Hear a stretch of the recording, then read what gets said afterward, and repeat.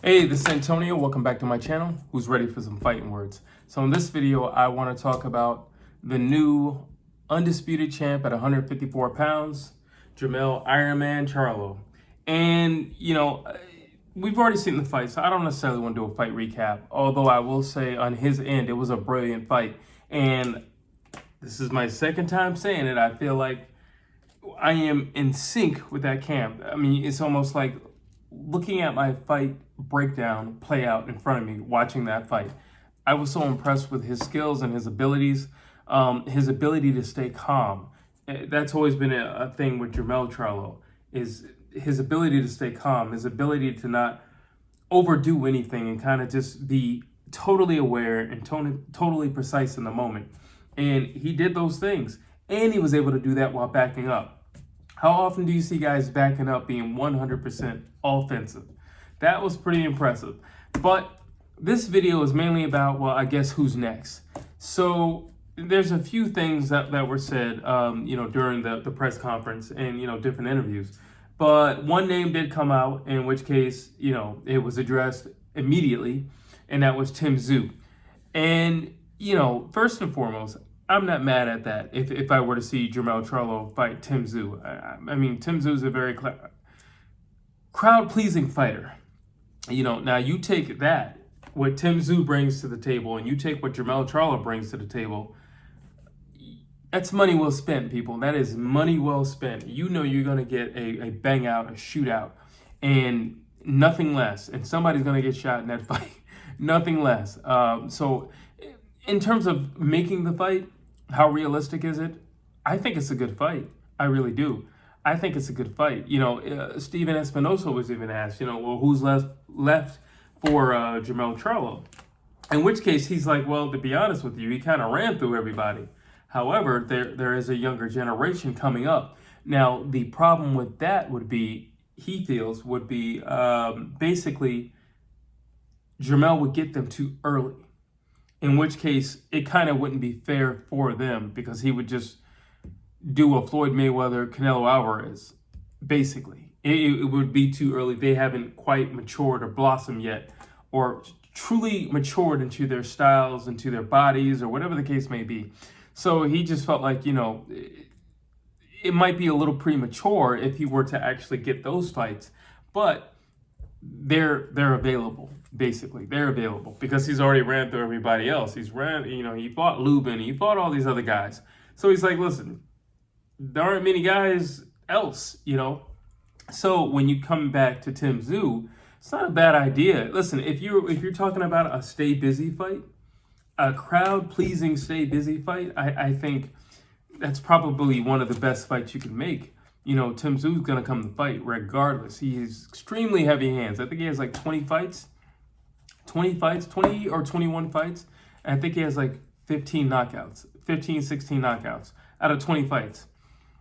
So he can crack, and then you have Jermell Charlo who can crack.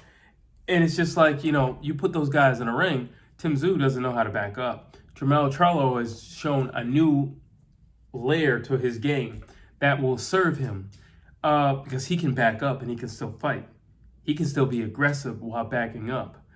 So I don't know. I think it'd be a great fight, quite frankly. I don't feel like Tsyzu could beat Jermell Charlo. Charlo once again showed that he's got an iron chin. He can take a good punch, but he can also give it back. So I just feel like if we talk about, in terms of, who can take more punishment, I feel like Jermell Charlo can take more punishment. But I also feel like Jermell Charlo is the more slicker of the two. So it's not a thing of who can take more punishment. It's who doesn't have to take the punishment, won't take the punishment. And Jermell Charlo doesn't have to take the punishment, and therefore he will not take the punishment. He's already shown that he can slip shots. I mean, if you look at the first Castano fight, if you look at the first Tony Harrison fight, I think is a better example of Jermell Charlo's defense. I think a lot of times because he's so offensive that people don't realize the little things that he's doing. Things are hitting his elbows or his forearms. Things are sliding off him. Things are sliding off his gloves. So it doesn't look like he's doing a whole lot of defensive work in there, but he's doing a lot of defensive work. And another way that you can tell, because when he gets out of a fight, I mean, he'll darn near not have one scratch on his body. So that's another way that you can tell that he knows what he's doing. It's just a way to portray what you're doing while showing the judges pretty much that you know what you're doing and that you're not being reckless. Because Tszyu can be a little reckless. He has what I always say, you guys heard me say it many times before, I feel like he has puncher's disease. And a lot of times when you have guys who hit hard, it's worst case scenario, I hit hard. Best case scenario, I hit hard. When in doubt, just hit hard. When you have that mentality and you're constantly going straight, it's not like you're some hard puzzle to figure out. There's nothing to figure out there. You know, and you look at a Triple G, he's not the hardest person to figure out because of what he's doing. He's just not the hardest person to figure out.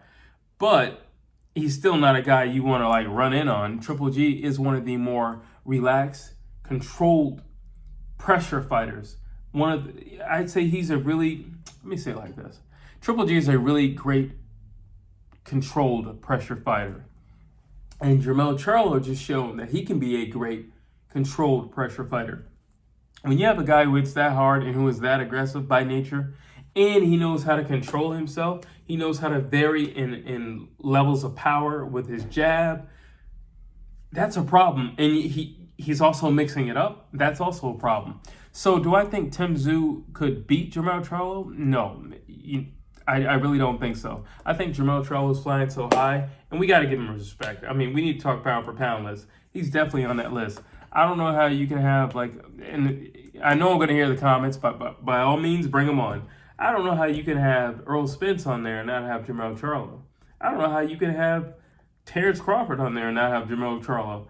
I don't know how you could have,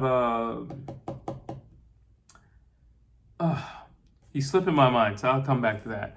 But he deserves to be on there. He deserves to be on there more so than a lot of other guys because he literally has all the belts. So he definitely deserves to be on there. When you're talking about the top of the pound for pound list, number one, you got to go to Usyk because he's a heavyweight champ. But outside of that, we got to look at the Jermell Charlos. He's an undisputed champion, so we got to put him up there. Whether we like it or not, we got to put him up there. I love the idea, and I think it's only right that he gets his shine and his credit. You know, most of the people just say, oh, he's just some power puncher. He's not just that, okay? There's a lot of thought process going on behind that. And, there's also the Terence Crawford fight. Now, I know even Jermell Charlo has been playing this off. But the reality is, I think when Terence Crawford says something, he means it. I also think he'll do it, or he'll at least attempt it. So when he says that he has Jermell Charlo on his hit list, I believe he does. I believe if he can't settle things with Errol Spence, I believe he will actually attempt to go up to 154 and go see Jermell Charlo. And I don't think it will end well for Terence Crawford. I understand there's a lot of layers of Terence Crawford, but listen, we just saw an amazing layer from Jermell Charlo. He can fight fully backing up. And he in a controlled, calm Jermell Charlo in serenity. Oh, that's a problem. That's a problem. Jermell Charlo who will wait for the power punch, who won't push the power punch, but will wait for it. That's a problem. And on top of that, his work rate. So I just don't see Terence Crawford being able to do anything with Jermell Charlo, to be honest with you. And I'm not just saying that because Jermell Charlo, won. Quite frankly, at the moment, I think Terence Crawford beats Errol Spence. But I just can't see him beating Jermell Charlo. I really can't. He's too big. He's too strong. He has way more levels than he's given credit for. And extremely durable. So I don't see that happening. Now, the last thing I will say is what Jermell Charlo's brother, Jamal, said. He said, listen, I'll just move up to 68.